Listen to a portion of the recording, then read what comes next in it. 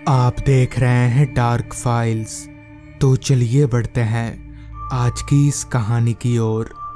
अब तक बस तकरीबन आधे रास्ते का सफर तय कर चुकी थी। रास्ता जितना सुनसान था उतना ही अंधेरे में डूबा हुआ भी था। बस में मेरे और राहुल के अलावा ज्यादा लोग नहीं थे। अगर थे भी तो वो सभी नींद के आगोश में थे। रात काफी हो चुकी थी। घड़ी बता रही थी रात के 11:15 बज चुके हैं। तभी मैंने राहुल से कहा, ये कौन सी जगह है भाई? इस पर राहुल बोला, भाई तू मुझसे ये 3 बार सवाल पूछ चुका है, अब मुझे क्या पता? मैं भी तो तेरे साथ पहली बार ही आ रहा हूँ। जरा शांत बैठ, कंडक्टर को एड्रेस बता दिया है ना, वो ठीक जगह पर उतार देगा। मुझे भी लगा राहुल ठीक ही बोल रहा है, जिसके बाद मैंने थोड़ी राहत की सांस ली और आंख बंद करके सीट पर पड़े पड़े ही सोने की कोशिश करने लगा। अभी मैं सोने की कोशिश कर ही रहा था कि तभी बस रुकी और मेरे कंधे पर एक हाथ के साथ ही साथ एक आवाज आई, ओ भाई साहब चलो आगे आशिमपुर, उतरना नहीं है क्या? आवाज सुनकर मैं फट से उठकर खड़ा हो गया।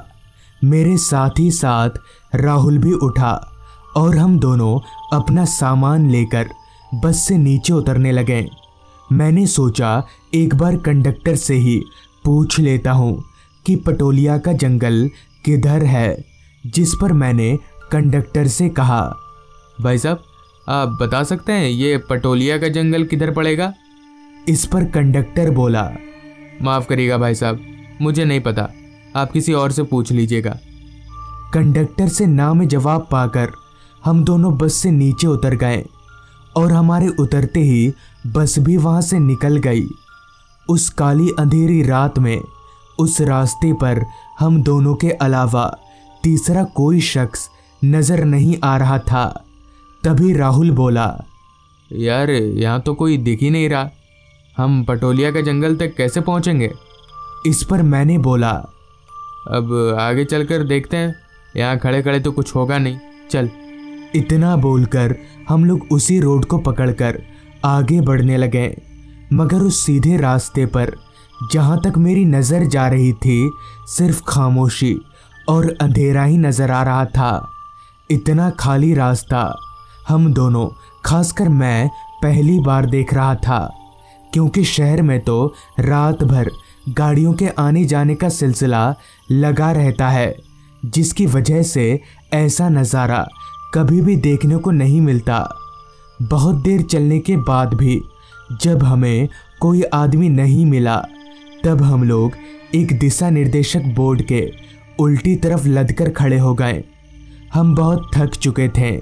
एक तो हमारे हाथों में भारी भरकम बैग थे और दूसरा ये कि हम बहुत चल चुके थे। तभी राहुल थोड़ा खिसियाते हुए बोला, भाई छोड़, अब कहीं नहीं जाना, चल घर वापस लौट जाते हैं। इस पर मैंने कहा, पागल वागल तो नहीं हो गया तू? इतनी दूर जब आ ही गए तो उदय से मिलकर ही जाएंगे। पता नहीं इस उदय के बच्चे को क्या चुल मच गई जो उसने इस जंगल में घर ले लिया। इतना बोलकर मैं सीधा खड़ा हुआ और बोर्ड के जिस तरफ लिखा हुआ था उधर पलटा तो उस बोर्ड पर लिखा हुआ था पटोलिया का जंगल 2 किलोमीटर, और साथ ही साथ रास्ते के बगल में जंगल की तरफ इशारा करके एरो भी बना हुआ था। उस बोर्ड को देखकर मेरी सांसों में सांस आ गई और मैंने वो बोर्ड राहुल को दिखाया। उस बोर्ड को देखकर राहुल भी बहुत खुश हुआ और हम लोग रास्ते के किनारे उन जंगलों की ओर आगे बढ़ने लगे। अब आगे बढ़ते हुए हमें थोड़ा अच्छा लग रहा था, क्योंकि अब हम सही रास्ते पर चल रहे थे। जंगल के अंदर रात कीड़ों की आवाज़ें हमारे कानों में लगातार आए जा रही थी। वो बहुत घना जंगल था। बड़े बड़े पेड़ों की वजह से चांद की रोशनी भी ठीक तरह से उस जंगल में नहीं पहुंच पा रही थी। तभी राहुल बोला, भाई ये उदय ने इस घने जंगल में घर कैसे ले लिया? वो तो भूतों से बहुत डरता था, यहाँ कैसे रहता होगा? बड़ा अजीब सा नहीं है यहाँ पर कुछ? जिस पर मैंने कहा, बात तो तेरी सही है, अजीब तो कुछ मुझे भी लग रहा है। अब हम दोनों को उस जंगल में चलते हुए काफी वक्त हो चला था, मगर अभी तक ना तो हमें कोई घर दिखा था और ना ही कोई इंसान। समझ नहीं आ रहा था आखिर उदय का घर है तो है कहाँ। पटोलिया के उस घने जंगल में अभी हम दोनों चल ही रहे थे कि तभी मुझे ऐसा महसूस होने लगा जैसे हमारे अगल बगल में लगे पेड़ अपने आप ही हिल रहे हों। शायद ये बात अब तक राहुल भी नोटिस कर चुका था, तभी तो वो भी मेरी ही तरह उन पेड़ों को घूर घूर कर देख रहा था। इतने में ही राहुल बोला, भाई ये सारे पेड़ ऐसे हिल क्यों रहे? इस पर मैंने कहा, पता नहीं यार, अभी तो हवा भी नहीं चल रही। ये जगह मुझे कुछ ठीक नहीं लग रही है, जल्दी निकल यहाँ से। इतना बोलकर ही हम दोनों ने अपने चलने की रफ्तार बढ़ा दी और तेजी से उस जगह को पार करने लगे। मगर हम जितना आगे बढ़ रहे थे, जंगल में लगे सारे पेड़ मुझे हिलते हुए ही नजर आ रहे थे। हम दोनों किसी बड़ी मुसीबत में फंस चुके हैं। ये अंदाजा लगते ही हम दोनों ने चलना छोड़कर दौड़ना शुरू कर दिया। मेरी तो कुछ पल्ले ही नहीं पड़ रहा था कि आखिर ये सब हो क्या रहा है। अभी हम दोनों भाग ही रहे थे कि तभी अचानक ही मेरे मुंह के सामने एक सफ़ेद कपड़ा आ गया, जिससे मेरा बैलेंस बिगड़ा और मैं किसी पत्थर से टकराकर ज़मीन पर जा गिरा। मगर जब मैंने अपने आसपास देखा तो वहाँ कोई सफ़ेद कपड़ा नहीं था। मुझे बहुत हैरानी हुई, मगर तभी राहुल ने मुझे सहारा देकर उठाया और हम लोग आगे की ओर चलने लगे। थोड़ा और आगे जाते ही मुझे एक छोटा सा घर दिखने लगा। हम दोनों समझ गए कि यही उदय का घर होगा और इस बात की पुष्टि तब हो गई जब हम दोनों उस घर के नज़दीक पहुँचे, क्योंकि उस घर के बाहर एक कुर्सी लगाकर उदय आराम से बैठा हुआ था। थोड़ी देर पहले तक हमारे जिस चेहरे पर परेशानी के काले बादल छाए हुए थे, वहीं अब उदय को देखकर हमने थोड़ी राहत की सांस ली। हम दोनों चलकर जैसे ही उदय के पास गए, तभी उसने कहा, अरे आ गए तुम लोग, मैं तुम लोगों का ही इंतज़ार कर रहा था, आओ बैठो। जिस पर मैंने कहा, पर तुझे कैसे पता चला कि हम लोग आने वाले हैं? इस पर उदय बोला, मुझे सब पता है, चल बैठ। उदय के सामने ही दो और कुर्सियां लगी हुई थी, लिहाजा हम दोनों वहीं पर बैठ गए। अभी मैं एक कुर्सी पकड़कर बैठा ही था कि तभी मेरे नाक में एक अजीब सी सड़ी हुई सी बदबू आने लगी, जैसे आसपास में कोई जानवर वगैरह मर गया हो। जिस पर मैंने उदय से बोला, भाई ये बदबू किस चीज़ की आ रही है? इस पर उदय बोला, बदबू? कैसी बदबू? मुझे तो कोई बदबू नहीं आ रही। तभी राहुल बोला, नहीं भाई, कोई बदबू तो आ रही है ज़रूर। मैं मुर्दाघर में काम करता हूँ और ये बदबू किसी लाश जैसी है। तभी उदय बोला, अरे वो सब छोड़, इतनी दूर से तुम लोग ये सब बात करने आया हो? इस पर मैंने कहा, अच्छा भाई उदय, तू यहाँ अकेले कैसे रह लेता है? डर नहीं लगता तुझे? इस पर उदय बोला, डर नहीं, डर नहीं लगता। इस पर राहुल उदय से बोला, वाह, तू तो बड़ा बदल गया यार, पहले तो तू बहुत डरता था।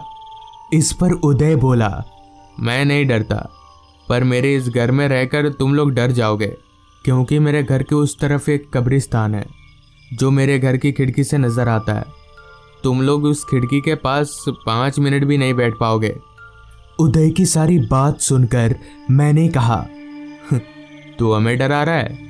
ये काम तो हम दोनों अकेले जाकर भी कर सकते हैं। इतना बोलकर अभी मैं उदय के घर की ओर जा ही रहा था कि तभी उदय ने पीछे से मेरा हाथ पकड़ते हुए कहा, रुक, ये टॉर्च ले जा, तेरे काम आएगी। उदय का हाथ बर्फ की तरह ठंडा था, जो मैंने अपने हाथ पर साफ महसूस किया, मगर किसी जिंदा इंसान का हाथ इतना ठंडा कैसे हो सकता है। खैर, मैंने उदय से बैटरी टॉर्च लिया और उस घर की ओर आगे बढ़ने लगा। बैटरी टॉर्च जलाकर मैं घर के दरवाजे पर पहुंचा, जो कि बस ऐसे ही बंद था।